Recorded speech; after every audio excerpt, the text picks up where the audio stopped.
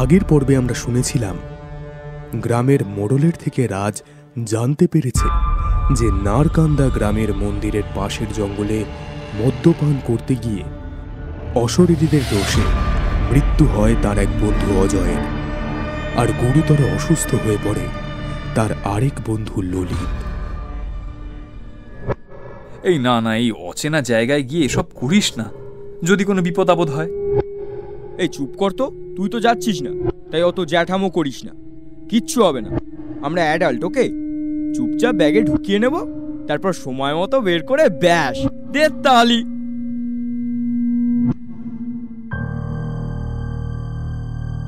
বন্ধুই যদি হয় তবে কেন পাঠালে তাদের এখানে? তাদের যে মরণ পাখা গজিয়েছিল, মরার জন্য ছটফট করছিল। আহারে, এইটুকু ছেলে দুটো, কত করে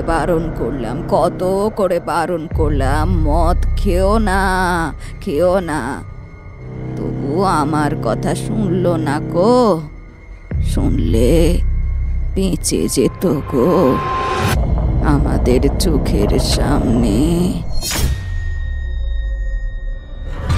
আমি তোমাকে এনার কথাই বলছিলাম রাজ, বলি কি থেকে যাও, দেখো আমিও থাকবো তোমার সঙ্গে। আরে চিন্তা করো না, হতেও তো পারে যে প্রশ্ন তোমার মনের মধ্যে ঘুরছে তার উত্তর তুমি পেয়ে গেলেও পেতে পারো।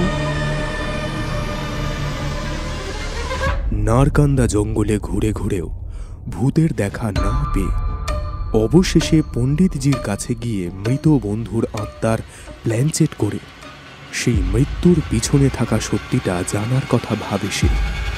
এবার তারপর প্রতিদিন রাজ নারকান্দার আশেপাশের জঙ্গলে ঘুরে বেড়াত তার বন্ধুর মৃত্যুর পিছনে থাকা বিভিন্ন উদ্ভট ঘটনার সূত্র খোঁজার জন্য, কিন্তু কিছুই পেল না। সে মনে মনে ভাবল, দূর, এই সেই কত কিছু বলল, কিছুই তো দেখতে পেলাম না। দুদিন ধরে জঙ্গলে শুধু মশার কামড় আর শেয়ালের ডাক শুনলাম। এসব মিথ্যে। ভূত প্রেত কি আদৌ আছে? কিভাবে কেউ মৃতদেরকে ফিরে ডেকে তাদের সঙ্গে কথা বলতে পারে? এসব কিছুর মধ্যে আমার জড়ানোটাই উচিত হয়নি। পুলিশকে ইনভেস্টিগেট করতে দিলেই ভালো হতো, কিন্তু তাতে কি সত্যিটা জানা যেত? আমি তো শুধু সত্যিটা জানতে চেয়েছিলাম। না, প্ল্যানচেটটা করেই দেখতে হবে। কালই মোহিতকে ফোন করে অজয়ের কিছু জিনিস কুরিয়ারে পাঠিয়ে দিতে বলবো। আর তো একটা দিন, নয় ঘুরেই নেব। একদিকে ভূতের কোনো চিহ্ন খুঁজে না পেয়ে প্ল্যানচেট করে অজয়ের মৃত্যুর কারণ জানতে চাইছে রাজ। অন্যদিকে একটা মিরাকল ঘটল।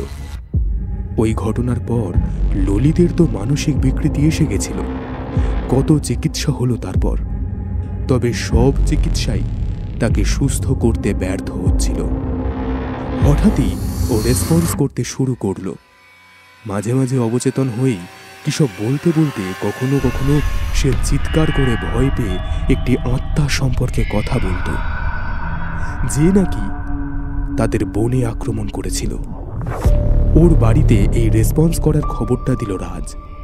ফোনের ওপার থেকে সেই খবর শুনে স্বস্তির নিঃশ্বাস ফেলেছিল ললিতের বাড়ির লোক। ইতিমধ্যেই দিল্লিতে তার বন্ধুদের অজয়ের ব্যক্তিগত জিনিসপত্রের কিছু কুরিয়ার করতে বলেছিলেন। সেগুলো এখনো আসেনি। রাজ ডাইনি বা ভূত কিছুই খুঁজে না পেয়ে বনে আরেকটি নিষ্ফল নির্জন রাত্রি ওই জঙ্গলেই কাটিয়ে হোটেলে ফিরে এলো। রাজ ক্ষুধার্ত ছিল। সে হোটেলে পৌঁছলেই গোপাল ছুটতে ছুটতে তার কাছে এলো।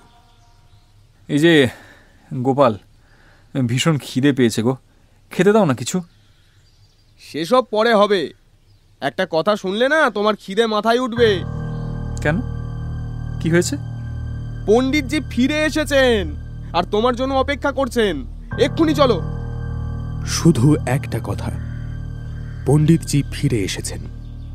ব্যাস, নিজের ক্ষুধা তৃষ্ণার জলাঞ্জলি দিয়ে রাজ ছুটল পণ্ডিতজির কাছে। পণ্ডিতজি ছিলেন একজন শৌখিন চেহারার মানুষ। তিনি বৃদ্ধ কিন্তু খুব ফিট এবং রাশভারী ব্যক্তিত্বের। তিনি রাজকে দেখে একটি মিষ্টি এবং স্নেহপূর্ণ হাসি হাসলেন। সেটা দেখে রাজের মনে হলো এই লোকটা আর যাই হোক কখনো মিথ্যে বলতে পারে না। বলো বাবা, তুমি এখানে কেন এসেছো? বাবা, বাবা আমায় আপনি পথ দেখান। আমি মানসিকভাবে বিপর্যস্ত হয়ে আছি বাবা, আমাকে উদ্ধার করুন। উঠে দাঁড়িয়ে কাঁদতে কাঁদতে পণ্ডিতজির পা ছুঁয়ে তাকে নারকান্দায় তার আসার পেছনের কারণটা ব্যাখ্যা করল সে। রাজ তাকে আরও বলল যে প্রতিদিন সে বনে ঘুরে বেড়ায় তার বন্ধুদের কি হয়েছে তা জানার জন্য। পণ্ডিতজি করুণার সাথে হাসলেন এবং রাজকে নিয়ে কোনো রকম ঠাট্টা না করেই বললেন, তুমি প্রতিদিন ওই জঙ্গলে গিয়ে ওদের সাথে দেখা করার চেষ্টা করো না বাবা। দেখো, তাদের তো একটি বিশেষ সময় থাকে যখন তারা আত্মগোপন থেকে বেরিয়ে আসেন, তাই অযথা তাদের বিরক্ত করতে নেই। তোমার বাড়িতে তোমার বিশ্রামের সময় কেউ যদি তোমাকে এসে বিরক্ত করে, তোমার কি ভালো লাগবে? রাজ একটু চিন্তা করে বলল, না। তবেই বোঝো, তোমার বন্ধুরা তাদের বিরক্ত করার ভুল করে সত্যিই বিরাট বড় মূর্খামি করেছিল। তুমি সঠিক সময় এসেছো। পরশু আমি আত্মাদের ডাকবো। তুমি নিশ্চয়ই জানো প্রতিদিন যখন তখন তাদের ডাকা যায় না। তো ওই সন্ধে 7টার দিকে আমার বাড়িতে এসো, ততক্ষণে বাকিরা চলে যাবে। তবে তবে কি পণ্ডিতজি, তোমার বন্ধুর ব্যক্তিগত জিনিস আনতে ভুলো না কিন্তু। যেমন ধরো, সেটা যা কিছু হতে পারে, তার পরা জামা, রুমাল কিংবা লেখার ডায়েরি বা কলম, যাতে তার ছোঁয়া আছে। ব্যাস, যে কোনো কিছু হতে পারে। গোপাল কাল তোমায় আমার বাড়িতে নিয়ে আসবে, চিন্তা করো না। সময়ের আগে কেউ মরে না, তাই তোমার বন্ধুর জন্য দুঃখ করো না। তার আয়ু হয়তো এতটুকুই ছিল। জয় গুরু। পণ্ডিতজি চলে গেলেন। রাজ চিন্তিত ছিল, কিন্তু কুরিয়ার আসেনি তখনও। ওদিকে হাতে আর খুব বেশি সময় বাকি নেই, তাই সে দিল্লি থেকে তার এক বন্ধুকে ফোন করে ডাকল এবং যত তাড়াতাড়ি সম্ভব অজয়ের ব্যক্তিগত জিনিসপত্র নিয়ে নারকান্দার উদ্দেশ্যে যাত্রা শুরু করতে বলল। খুব অস্থির ছিল সে। মাথায় অনেকগুলি জিনিস একসাথে চলছিল। অশুভ এবং অতৃপ্ত আত্মা কেমন হয় সেই সব ভাবতে ভাবতে দুঃস্বপ্ন ভরা একটি অস্থির রাত কাটিয়ে দিল সে।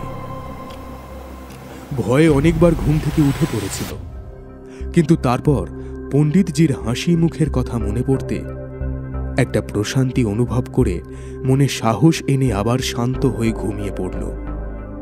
পরের দিন সে কোথাও গেল না। হোটেলে নিজের ঘরেই থাকলো সারাদিন।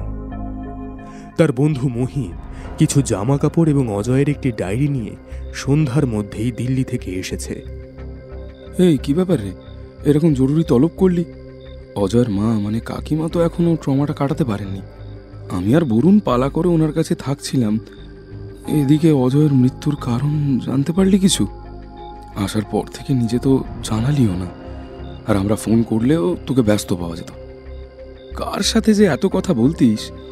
বাই দেবে, ললিত কেমন আছে? কোথায় আছে? দেখা করাতে নিয়ে যাবি, চল। মোহিত সবটা জানতে চাইল, তাই রাজ তাকে সংক্ষেপে পুরোটাই বলল। সে তাকে জঙ্গলে থাকা সেই অশরীরীদের কথাও বলেছিল, সেই মন্দিরের কথা, ওর বন্ধুদের সেখানে গিয়ে মদ খাওয়ার কথা, সবটাই সে খুলে বলল। তুই নিজের চোখে তেনাদের দেখেছিস, তুই কি আমার সাথে যোগ করছিস এই অবস্থায়?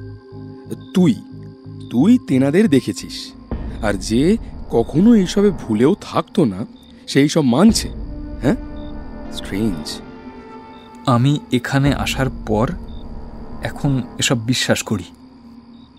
রাজ, নিজেকে সামলা, না হলে তো তুই একটা প্যারানয়েড হয়ে যাবি। তবে এই স্পিরিট কলিং ব্যবসাটির আসল মাথা অবধি যদি আমরা আগামীকাল পৌঁছাতে পারি, তাদের হাতে নাতে ধরতে পারি, তাহলেই সবকিছু পরিষ্কার হয়ে যাবে। ঢপ না আসল সেটা কাল দেখবি। আমার সাথে কাল পণ্ডিতজির ওখানে যাবি, কেমন? দূর, এটা শুধুই একটা ঢপ। এটা বলিস না, প্রমাণ আছে কিন্তু। তবে হ্যাঁ, সেটা কি কিছু কারচুপি, রটনা নাকি আসল ঘটনা আমি জানি না। আর আজকালকার দিনে আত্মাকে ডেকে নামানো যায় এই কথাতেও কেমন ডাউট লাগছে আমার। আসলে প্রকৃতিতে এমন অনেক জিনিস আছে যার কোনো ব্যাখ্যা হয় না। ধরে নে এটাও তেমন। কথায় বলে না, বিশ্বাসে মিলায় বস্তু তর্কে বহু দূর। এটাও খানিকটা তেমনই। রাজ, রাজ দরজা খোলো, আমি গোপাল, তাড়াতাড়ি দরজাটা খোলো রাজ, খবর আছে। এই রাজ, তোকে কেউ ডাকছে, ওঠ, দরজা খোল। গোপালকে দরজা খুলে দেয় রাজ। সে হন্তদন্ত হয়ে ভিতরে ঢুকে হাঁপাতে হাঁপাতে বসে পড়ে। এই ধরো ধরো তোমাদের খাবার, তাড়াতাড়ি খেয়ে ফ্রেশ হয়ে তৈরি হয়ে নাও, আমাদের বেরোতে হবে। Hurry up, hurry up. Panditji ডেকেছেন? কোনো আর্জেন্ট কিছু কি? পণ্ডিতজি তোমার মৃত বন্ধুর আত্মাকে আজ ডেকেছেন। তিনি আজ আসবেন, যা প্রশ্ন করার করে নিতে বলেছেন। তারপর সেই আত্মা চিরকালের জন্য বিদায় নেবে, আর কিন্তু আসবে না। তাই কি কি জানতে চাও আগে থেকেই কিন্তু ভেবে রেখো। কথাটা শুনেই কিছুক্ষণ চুপ করে যায় রাজ। গোপাল সেখান থেকে চলে আসে। গোপালকে সাথে নিয়ে পণ্ডিতজির বাড়িতে যাওয়ার জন্য রওনা দেয় ওরা দুজনে। রাস্তায় যেতে যেতে মোহিত প্রশ্ন করে, আচ্ছা, একটা কথা বল, এই পণ্ডিতজি আবার ভণ্ড নয় তো? মানে এইসব গ্রামের দিকে তো এরকম হয়, তাই টাকা ফাকা কিছু চেয়েছে নাকি রাজ?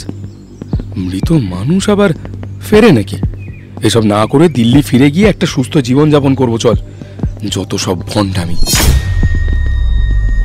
মোহিতের এই কথায় অসন্তুষ্ট হয় হোটেলের কেয়ারটেকার গোপাল। সে বলে, শুনুন, উনি ভণ্ড নয়, বুঝলেন? আজ না হয় নিজের চোখেই পরখ করে দেখে নেবেন। আপনি বিশ্বাস করুন বা না করুন, এইটাই সত্যি যে উনি আত্মা নামাতে পারেন। আপনার বন্ধুর আত্মাকেও উনি আজ ডাকবেন, তখন দেখবেন। পণ্ডিতজি এর আগেও মৃতদের আত্মাদের ডেকেছেন এবং প্রতি 15 দিন অন্তর অন্তর একবার করে তাদের সাথে কথাও বলেছেন। তিনি এতটাই জনপ্রিয় যে দূর দূরান্ত থেকে মানুষ তার সাথে দেখা করতে আসে, বুঝেছেন? সেটা নাকি ভণ্ডামি, যত সব। কিছু উত্তর দেওয়ার ইচ্ছে হলেও রাজের অনুরোধে গোপালকে আর কোনো উত্তর দিল না মোহিত। ওদিক থেকে পৌঁছে গেল ওরা সেখানে। রাজ আগের দিন এসেও এতটা বুঝতে পারেনি। চারদিকে অগণিত ভক্তের দল। কার পর কে যাবে পণ্ডিতজির সাথে দেখা করতে, সেই স্বচ্ছতা বজায় রাখার জন্যই সেখানে একটি টোকেন ব্যবস্থাও চালু ছিল। মানুষ একদিন এসে তাদের পালার জন্য অপেক্ষা করত, লাইন দিত। গোপাল ঠিকই বলেছিল। ওরা দেখল বাড়ির বাইরে বেশ কিছু গাড়ি দাঁড়িয়ে আছে। রাজ আরও দেখল যে সেইগুলোতে পাঞ্জাব, হরিয়ানা এবং দিল্লির নাম্বার প্লেট। তার মানে গোপালের কথা অক্ষরে অক্ষরে সত্য। দূর দূরান্ত থেকে মানুষ ওনার কাছে নিজেদের সমস্যা নিয়ে আসে, সেই সমস্যা থেকে মুক্তির আশায়। আর তাছাড়া এমনিতেও আগের দিন অনেকেই স্বচক্ষে দেখে তেমনভাবে ভণ্ড বলে একবারও মনে হয়নি রাজের। আর গোপাল তো এতবার বলল। গাড়িগুলোর দিকে তাকিয়ে তাকিয়ে দেখছিল রাজ। এমন সময় মোহিত তাকে প্রশ্ন করল, বাবা, এত লোক! এই রাজ, এত লোক এখানে কেন এসেছে রে? রাজ গম্ভীর হয়ে বলল, বুঝলি না? আরে ওরা সবাই তোর সন্দেহ দূর করতে এসেছে রে। এই ফাজলামি করিস না, দাঁড়া, আমি ওদের জিজ্ঞাসা করছি কি ব্যাপার। চিৎকার করে সেই দিকে ছুটে যেতে যেতে একজনকে ডাকে মোহিত। পিছন থেকে তাকে বাধা দেয় রাজ। সে দাঁড়িয়ে যায়। ও দাদা, শুনছেন? ও দাদা, একটু দাঁড়ান না, একটা কথা আছে। আরে দাঁড়া। কি হলো? আমি বারণ করছি, যাবি না। কেন? চাই না। আর তোকে কোথাও নিয়ে যাব না এরকম করলে। চুপ একদম। রাজের বারণ না শুনে মোহিত ভক্তদের কয়েকজনকে থামিয়ে তাদের অভিজ্ঞতা সম্পর্কে জিজ্ঞাসা করতে চেয়েছিল, কিন্তু রাজ তাকে অনুমতি দেয়নি। লাইন এত লম্বা ছিল, সেখান দিয়ে লোকজনকে কাটিয়ে বলে কয়ে ভেতরে গেল। এইটুকু যেতে তাই অনেকটা সময়ও লেগে গেল। প্রথমে লাইন না থাকার জন্য কেউ ওদের যেতে দিচ্ছিল না, তবে প্রায় আধ ঘন্টার মধ্যেই পণ্ডিতজির ছেলে সেখানে এসে তাদের অ্যাপয়েন্টমেন্টের কথা বলে তাদের ভেতরে ডেকে নিয়ে এসে বসালো। একটি রেজিস্টারে তাদের নাম ঠিকানা লিখে রাখলো এবং তাদের অপেক্ষা করতে বলল। কতক্ষণ সময় লাগবে? 15 মিনিট মতো এখানে অপেক্ষা করুন। বাবাকে আপনাদের আসার কথা জানানো হয়েছে, সময় মতো ডেকে নেবেন আপনাদের। এখন বিনা অনুমতিতে কেউ ঘরে ঢুকবেন না। 15 মিনিট পর তাদের ভিতরে ডাকা হলো। একটা খালি ঘরে তাদের জুতো খুলতে, হাত পা ধুতে এবং সাদা কাপড় দিয়ে মাথা ঢেকে রাখতে বলা হয়েছিল। তারপর তারা অন্য ঘরে ঢুকল।